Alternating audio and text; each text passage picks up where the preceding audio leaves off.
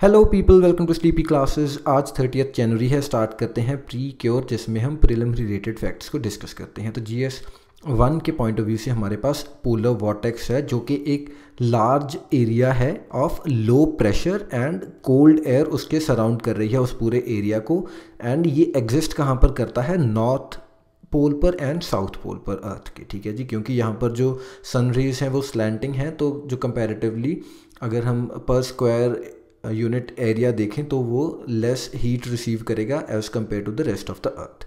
तो जो northern hemisphere है या जो नॉर्थ पोल है, वहाँ पर जो एयर मास इकट्ठा होगा low pressure and low temperature cold air का, वो काउंटर क्लॉकवाइज डायरेक्शन में घूमेगा। एंड जो सदर्न हेमिस्फेयर है वहाँ पर साउथ पोल पर क्लॉकवाइज डायरेक्शन में घूमेगा। ऐसा क्यों हो रहा है? क्योंकि कोरियोलिस इफेक्ट है। कोरियोलिस फोर्स के बारे में अगर आपको नहीं पता तो इसके बारे में सर्च कीजिए, दिस इज़ वेरी इंपॉर्टेंट। बहुत से अर्थ के फिनोमिनन ऐसे हैं जो कोरियोलिस फोर्स की वजह से एग्जिस्ट कर रहे हैं।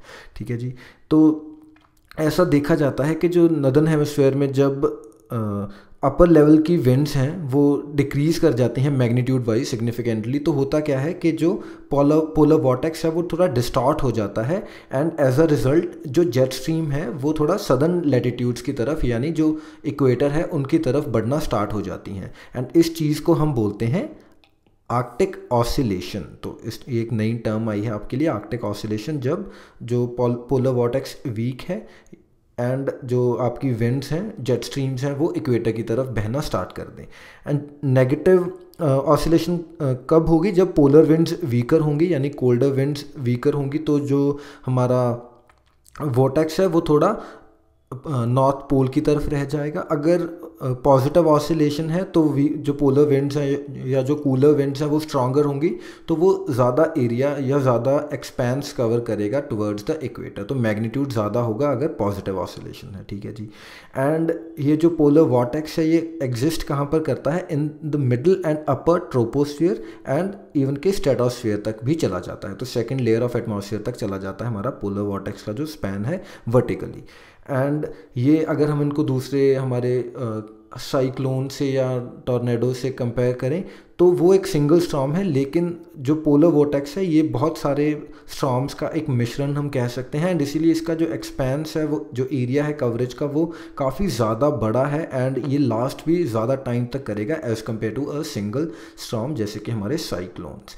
एंड जो क्लाइमेट चेंज है उनका इसके ऊपर क्या इफ़ेक्ट पड़ रहा है कि जो क्लाइमेट चेंज है वो डिस्टॉर्शंस क्रिएट कर रहे हैं जेट स्ट्रीम में। Jet streams as you know they are upper atmosphere winds, तो ये स्ट्रेटोस्फेरिक विंड्स हैं जेट स्ट्रीम्स। एंड उनमें जो डिस्टॉर्शंस हो रही हैं इनके कारण हो क्या रहा है कि जो हीट वेव्स हैं वो ज़्यादा फ्रीक्वेंटली आ रही हैं समर्स में, एंड कोल्ड जो स्नैप्स हैं ये विंटर में ज़्यादा विविडली अब हमें दिखते हैं। तो इसीलिए ये जो फिनोमिनन है पोलर वॉर्टेक्स स्ट्रॉन्गर होने का, इसलिए इसको क्लाइमेट चेंज के ऊपर भी ब्लेम किया जा रहा है। तो इसके बाद हम ये देख लेते हैं, पिक्चर है हमारे पास। So this is our polar vortex and as you see कि जो ट्रोपोस्फियर है उसको सरपास करते हुए स्ट्रेटोस्फियर तक रीच कर रहा है। And this is what I was saying about the Arctic oscillation की अगर पॉजिटिव आर्कटिक ऑसिलेशन होगी तो ये जो एरिया है ये बढ़ता जाएगा, अगर नेगेटिव होगी तो ये थोड़ा ऐसे सिकुड़ता जाएगा। It would remain around the northern pole या फिर आर्कटिक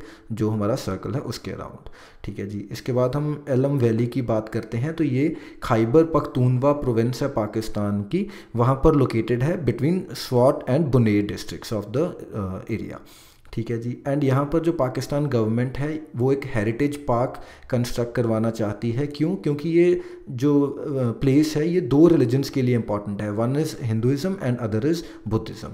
तो ऐसा माना जाता है कि जो लॉर्ड राम थे उन्होंने कुछ टाइम स्पेंड किया था यहाँ पर मेडिटेट करते हुए ड्यूरिंग हिज 14 ईयर एग्जाइल, जब वो वनवास पर गए हुए थे। एंड जो बुद्धिस्ट हैं वो ऐसा उनके बिलीफ है कि यहाँ पर उनके जो प्री इनकारनेशंस आए थे लॉर्ड बुद्ध के when he gave up his life. तो इसलिए दोनों रिलीजन्स के लिए इम्पॉर्टेंट है। तो आपको अब थोड़ा ऐसे आइडिया होगा कि एलम वैली कहाँ पर है। It is in Pakistan. ठीक है जी। इसके बाद हम चिन पीपल की बात करते हैं। तो these are another group of minorities in Myanmar. तो अगेन म्यांमार के कॉन्टेक्स्ट में पहले हमने रोहिंग्याज पढ़ा हुआ है। तो चिन पीपल भी वहीं से हैं, म्यांमार से हैं, एंड ये मोस्टली क्रिश्चियन है। तो रोहिंग्याज और मुस्लिम्स, लेकिन the Chin people they are Christians and they are also one of the largest persecuted minority group in Burma.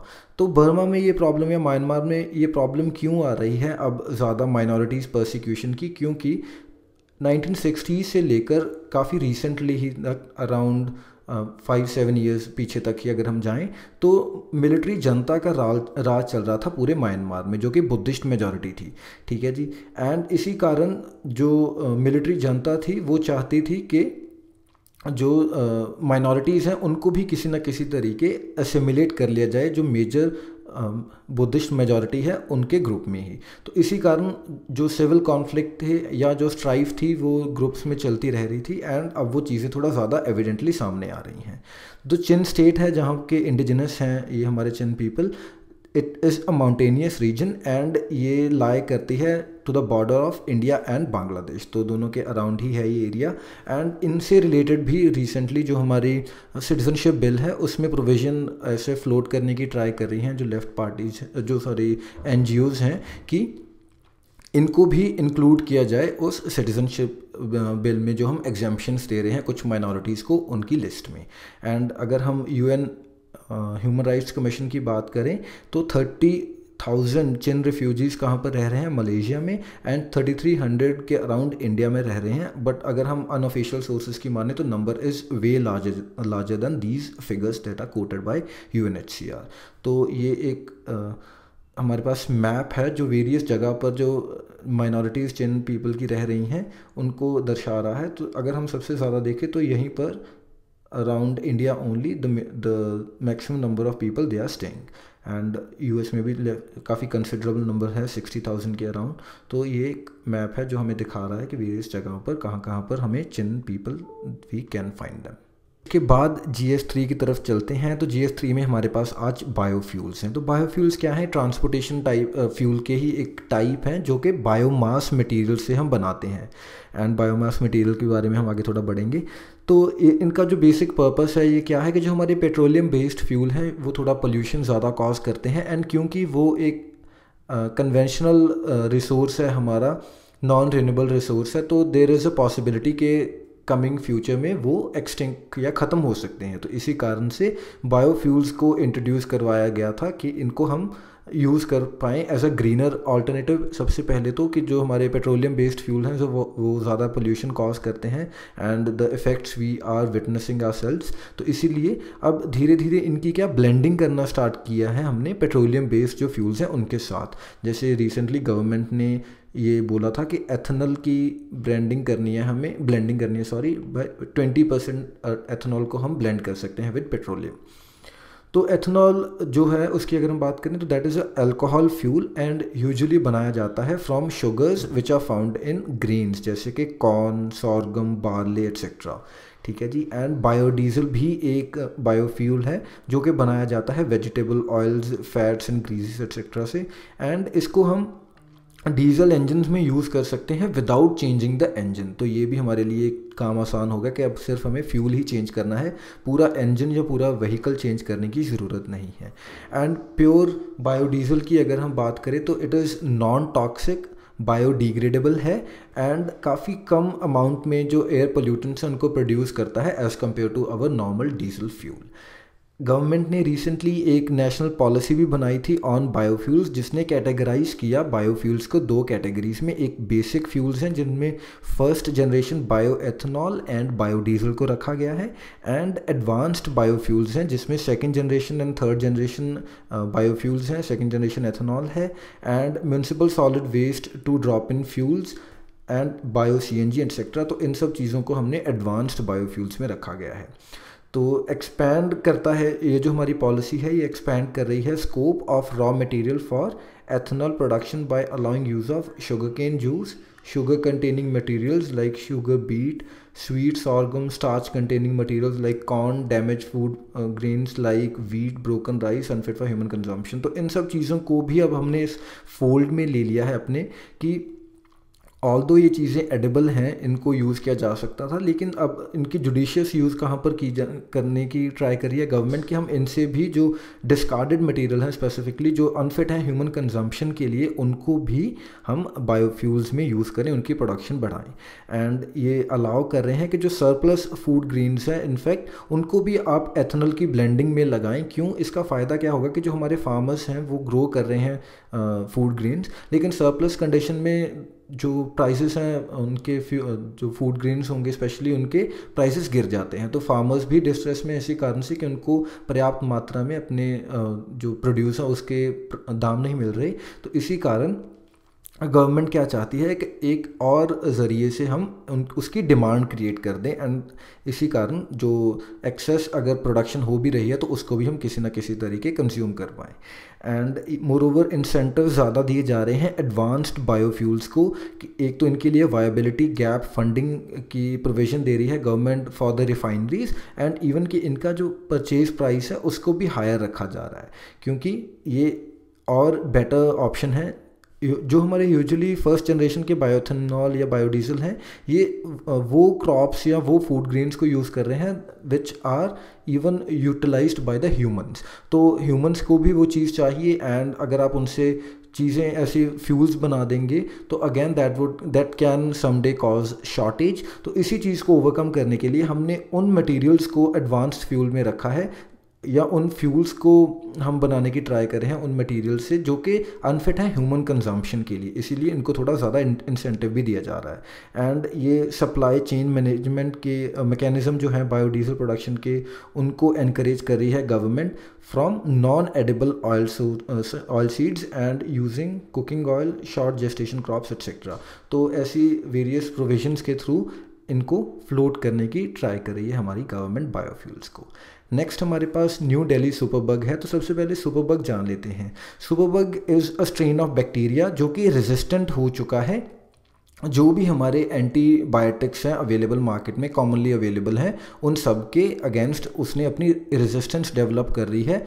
अब अगर आप उन मेडिसिन को या उन एंटीबायोटिक्स को कंज्यूम भी करेंगे तो उन जो सुपरबग बन चुके हैं हमारे जो बैक्टीरिया के स्ट्रेन्स, उन पर कोई असर नहीं होगा इस चीज़ का। ठीक है जी। तो अगर हम न्यू दिल्ली सुपरबग की बात करें तो ये एक एंजाइम है जिसको न्यू दिल्ली मेटालोबेटा लैक्टामेज 1 भी बोला जाता है। एंड ये स्ट्रेन रेजिस्टेंट हो चुके हैं। जो सबसे ज़्यादा हमारे पास ब्रॉड रेंज एंटीबायोटिक्स थे बीटा लैक्टम, जिसमें के antibiotics of the family of carbapenem भी इंक्लूडेड है। जो कार्बापेनम फैमिली है ये सबसे higher, I should say to the higher end, वो वाले एंटीबायोटिक्स हैं कि अगर किसी स्ट्रेन ने कोई ऐसे रेजिस्टेंस डेवलप भी कर रही है तो उनको भी अगर कोई मेडिसिन देनी है तो then finally the final resort is carbapenem. But ये जो न्यू दिल्ली सुपरबग है इसने इसके अगेंस्ट भी रेजिस्टेंस डेवलप कर रही है। तो इसके बाद अब हमारे पास कोई ऐसी नेक्स्ट हायर स्टेज नहीं है कि जिसको हम यूज़ कर पाएँ टू फाइट दिस सुपरबग, तो which is shocking situation. And ये जो फर्स्ट टाइम एक स्वीडिश पेशेंट थे इंडियन ओरिजिन के इन 2008, उनमें ये चीज़ डिटेक्ट की गई थी, एंड इसलिए इसको न्यू दिल्ली सुपरबग का नाम दिया गया है क्योंकि the person was detected with the same thing in New Delhi. जो animals and people, they both of them carry this thing in the gut. And अब रिसेंटली एक और जो शॉकिंग चीज़ है कि इनके सैम्पल्स अब हमें मिले हैं इन स्वालबर्ड, जो कि एक नॉर्वेजियन आर्चिपेलागो है एंड लोकेटेड है बिटवीन नॉर्वे एंड नदर्न पोल। तो अब आर्कटिक रीजन तक भी जो इसके स्ट्रेन्स हैं वो पहुंच चुके हैं। तो ये जो हमारा सबसे प्रिस्टीन इकोसिस्टम है वो आर्कटिक ही, या आई शुड से आर्कटिक एंड एंटार्कटिक जो फारदेस्ट हैं वो ही हैं कि बचे हुए थे, लेकिन वहाँ पर भी अगर इस लेवल की जो बीमारियाँ हैं वो पहुँच रही हैं तो then there is some problem. And जो इसके पीछे, इनके ट्रांसपोर्टेशन के पीछे जो लिंक ढूंढा जा रहा है वो पॉइंट आउट करता है कि या तो वो फीकल मैटर ऑफ बर्ड्स के थ्रू गए हैं वहाँ पर, या फिर जो ह्यूमन विजिटर या वाइल्ड लाइफ वहाँ पर थी उसने ट्रांसपोर्ट किया है उनको। ठीक है जी। एंड इसके बाद हम देखते हैं कि एंटीबायोटिक्स होते क्या हैं एंड क्यों हमारे लिए ज़रूरी हैं। तो एंटीबायोटिक्स सबसे कॉमनली जो प्रिस्क्राइब्ड मेडिसिन है, ड्रग है to prevent disease and promote growth, वो एंटीबायोटिक हैं। एंड ये इफ़ेक्टिव हैं जो भी हमारी कॉमन बैक्टीरियल इन्फेक्शंस हैं उनके लिए, जैसे pneumonia, diarrhoeal disease and ear infection, सब के लिए हम एंटीबायोटिक्स ही देते हैं doctors. And in fact as we already discussed, ये सबसे कॉमनली प्रिस्क्राइब्ड ड्रग है फॉर ह्यूमंस। बट जो एंटीबायोटिक्स हैं they do not work against viruses, तो वायरसेस पर उनका कोई असर नहीं चलता। एंड जो स्पेसिफिकली कोल्ड एंड फ्लू, तो उसके अगेंस्ट एंटीबायोटिक्स काम नहीं करते, then we have to take some other medicine. ठीक है जी, so this was all regarding the New Delhi superbug and antibiotics. So that is all for today, thank you for watching, मिलते हैं हम कल, बाय बाय।